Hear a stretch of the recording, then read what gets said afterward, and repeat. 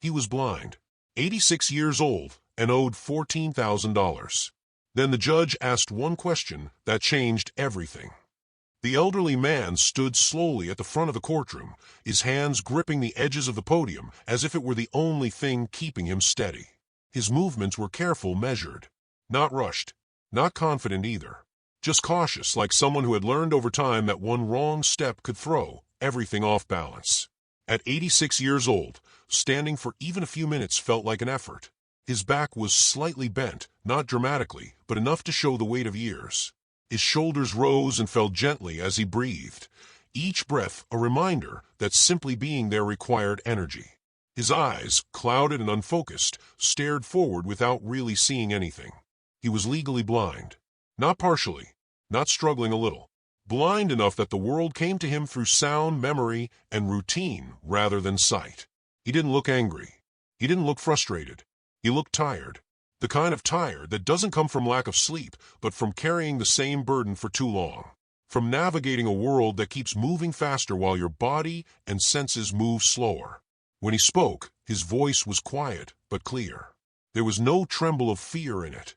No attempt to dramatize his situation. He wasn't trying to convince anyone of anything. He was simply explaining. He wasn't arguing the ticket. He wasn't challenging the system. He wasn't even asking for sympathy. He explained that over time, small tickets had accumulated. One here, another there. Things that seemed minor on their own, almost forgettable. A missed sign, a notice he never saw, a letter that arrived but went unread because reading was no longer something he could do without help. Missed notices, missed deadlines, not out of neglect, not out of defiance, but because when you can't see, the system doesn't slow down for you. He described how those small tickets didn't feel urgent at first. He didn't fully understand them. He didn't even know how many there were until someone helped him add them up. By then, they had already turned into something much bigger. $14,200. The number hung in the air. It wasn't just a figure. It was a wall, a weight, a reminder of how quickly things can spiral when life quietly moves beyond your control. An amount he could never repay. Not now. Not ever. He lived on a fixed income. A modest one. Enough to cover essentials barely.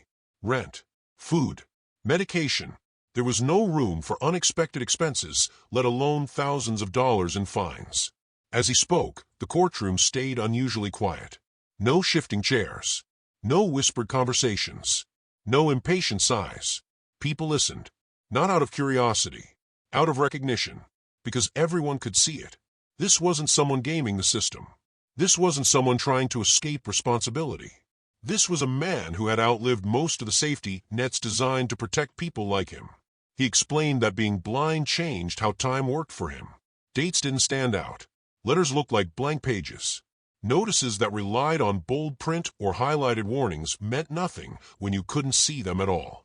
He depended on routine, familiar routes, familiar sounds, familiar habits. And when something fell outside that routine, it often slipped past unnoticed. He didn't say this with bitterness. He didn't say it with complaint. Just fact. Each sentence was delivered calmly, almost apologetically, as if he felt the need to justify existing as he was.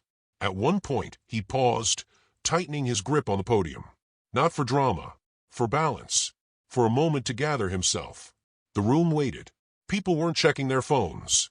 They weren't thinking about their own cases. They were listening to an 86-year-old man explain how life had slowly become harder without anyone noticing. Judge Frank Caprio sat quietly at the bench. He didn't interrupt. He didn't rush the man along. He didn't glance at the clock.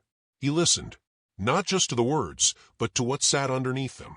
The confusion, the quiet overwhelm, the sense of being left behind by a system that assumes everyone can see, read, respond, and react at the same speed.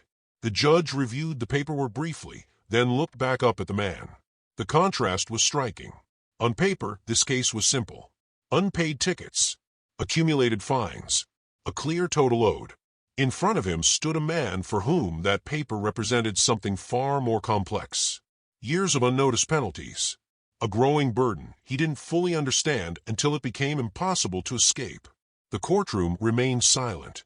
Not tense. Not awkward. Respectful. It was the kind of silence that forms when people realize they are witnessing something real. Something that doesn't happen often. A moment where the human story behind the numbers becomes impossible to ignore. Judge Caprio leaned back slightly, hands resting calmly in front of him, eyes still on the man. He hadn't spoken yet, but everyone could feel it. This case wasn't going to be handled like the rest. Judge Frank Caprio leaned forward slightly in his chair. It wasn't a sudden movement. It wasn't meant to command attention. But in a courtroom that had been sitting in near silence, even that small shift was enough to signal that something important was coming. He looked directly at the elderly man. Not at the paperwork. Not at the fines listed on the page. At the man himself. There was no impatience in his expression. No skepticism. Just focus. The kind of focus that comes from wanting to understand before deciding. Then the judge asked one simple question. "Sir, can you even see the signs?" The words were quiet, almost gentle. They weren't accusatory. They weren't rhetorical. They were honest. The courtroom seemed to hold its breath. The elderly man paused, not because he was confused by the question, but because answering it meant admitting something out loud that he had lived with silently for a long time. He lowered his head slightly, his hands tightening around the podium. When he spoke, his voice was barely above a whisper. No, just one word, but it carried years of struggle. Years of navigating a world designed for people who can see. Years of pretending things were manageable when they weren't. Years of missing details that others took for granted. Judge Caprio nodded slowly. He didn't react with surprise. He didn't look frustrated.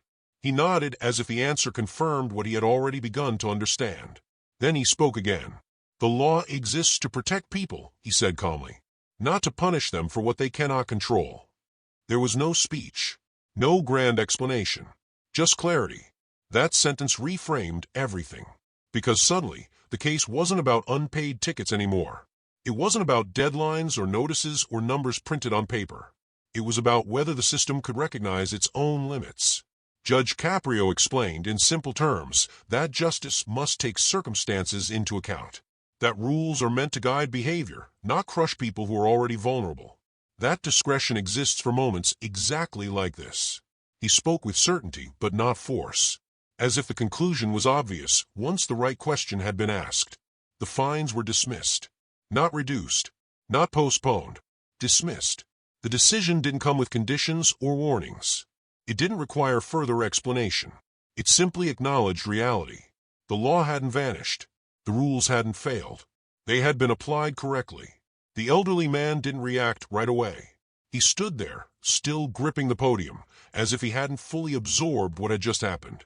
Then his shoulders dropped slightly, and his breath escaped in a way that suggested relief he hadn't allowed himself to feel yet.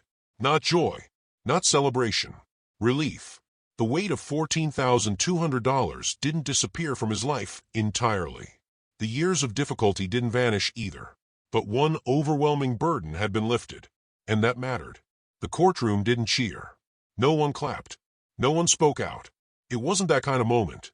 It was quieter than that. People sat still, reflecting on what they had just witnessed. On how close this man had come to being buried under a debt he never truly understood. On how easily systems can fail those who don't fit their assumptions. Judge Caprio didn't linger on the decision. He didn't look for validation. He simply moved forward, ready to continue with the day's docket. But something had shifted in the room. People weren't thinking about parking tickets anymore.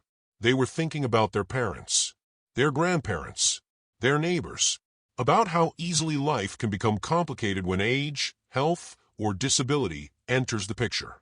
This wasn't mercy for the sake of kindness alone. It was justice doing what it's supposed to do. Recognize reality. Acknowledge limitations. Protect those who cannot protect themselves. As the elderly man was helped away from the podium, his steps were slow but steadier than before.